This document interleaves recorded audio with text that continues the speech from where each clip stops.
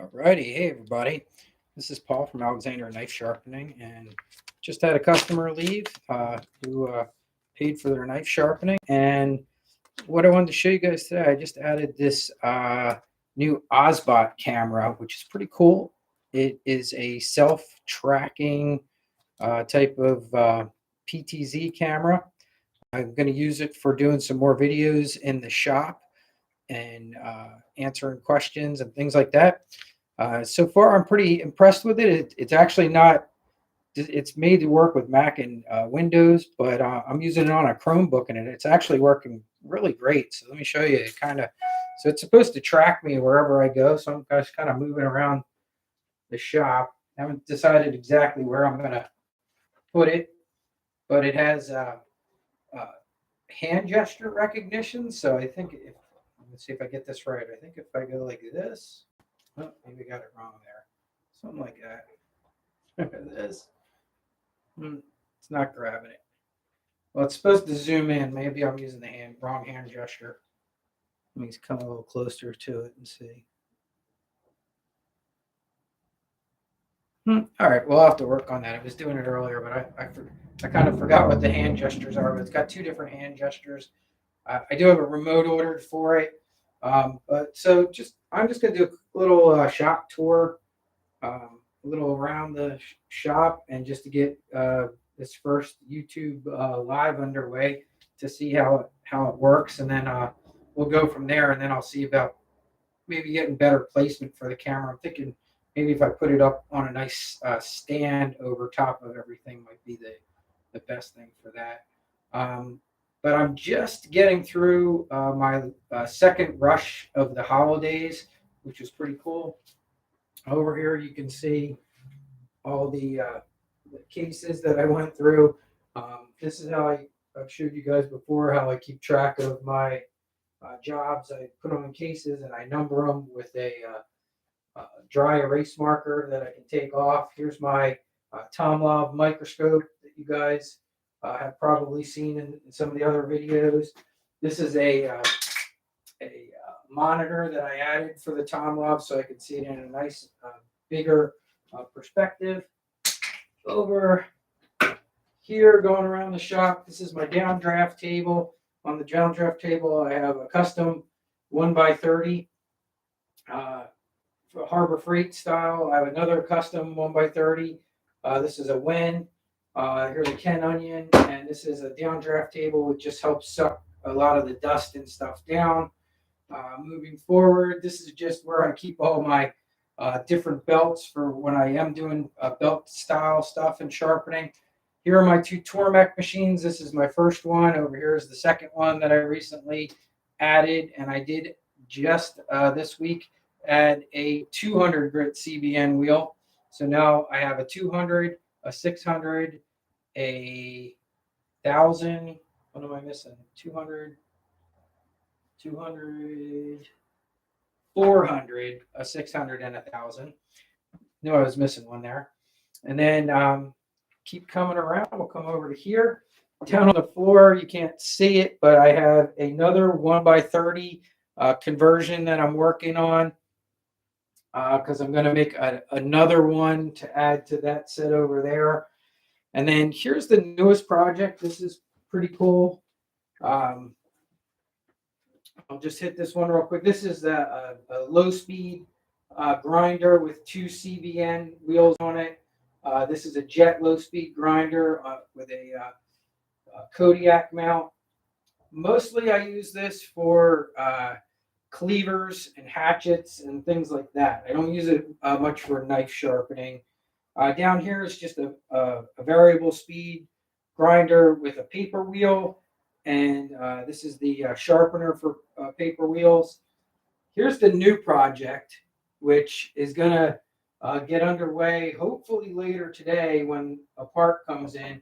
And this is a buck tool 2x42 knife grinder that I am going to convert to variable speed. So I purchased a 1 horsepower Morphin motor, and I was originally going to do it with a belt, with a V belt, but I've changed my mind and I'm going to do it with a direct shaft connection.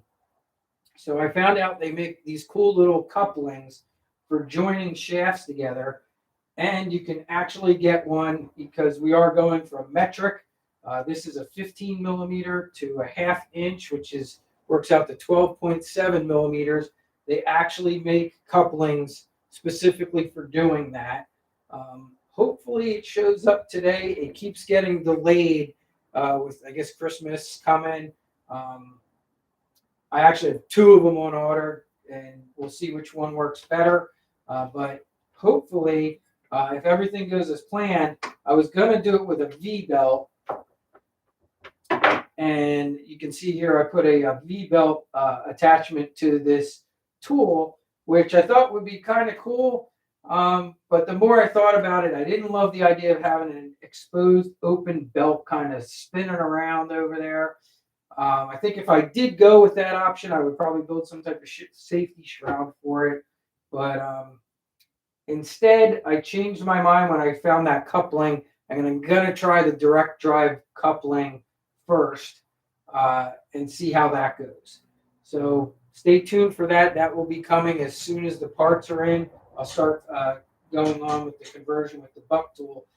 The reason I'm converting it, this is probably made more in mind for knife makers who have a lot of material to remove. It runs really fast. I think its original belt speed, it's like 4480. So 4,480. Really fast speed. For sharpening, that's just too fast for me. I like to have more control over it. And the other thing I didn't like, it was only one direction. So by adding this morphing motor to it, I will be able to go both directions and have complete control over the speed. So that should be pretty cool. This is just a polishing buffing wheel that I use over here. Over here is like my everything else table. So this is where I do my cut tests. This is where I check customers out. And that's about it. The only other thing over here is sometimes I also do put powder coating sometimes. So this is a little powder coating oven. Some of my gear for that is over there. And then this I will show. I'm going to just pick this out and show this to you guys. This is something I just picked up recently. And this has more to do with the powder coating, but I also got it to have in the shop. So I had a big air compressor, which was super noisy. This is from a company called California Air Tools. And I'll do a separate video on this to show you guys at one point. This thing's really cool. It's a super quiet air compressor. And I mean quiet. It makes like almost no noise. I mean, not no noise, but compared to like what a regular air compressor makes, which is super annoying when these things kick on. This thing is like really quiet. I think it's 60 decibels. And for what I do with like powder coating and occasionally blowing some stuff, it's perfect. I don't really need my big giant one. Which I moved that out to my shed where I store some other tools. So that's out there now. And this is going to be the new air compressor for the shop. Once I saw some other videos on these quiet air compressors, I thought, wow, that's just brilliant. Because it's probably one of the most annoying things about air compressors. But that's it for now. So I just wanted to test this webcam out. Hopefully it's working pretty well. It seems to be tracking pretty good. It needs, I think there is a software update I have to do for it. And I got a couple other things coming for it because it's got a couple other tracking modes. But because I'm using it on a Chromebook, I can't change it to those other modes. But that's about it for now. So thanks for, if those of you guys watch it, there's probably nobody in here even live yet because I've never done live before. So it'll probably just go in as a regular recording.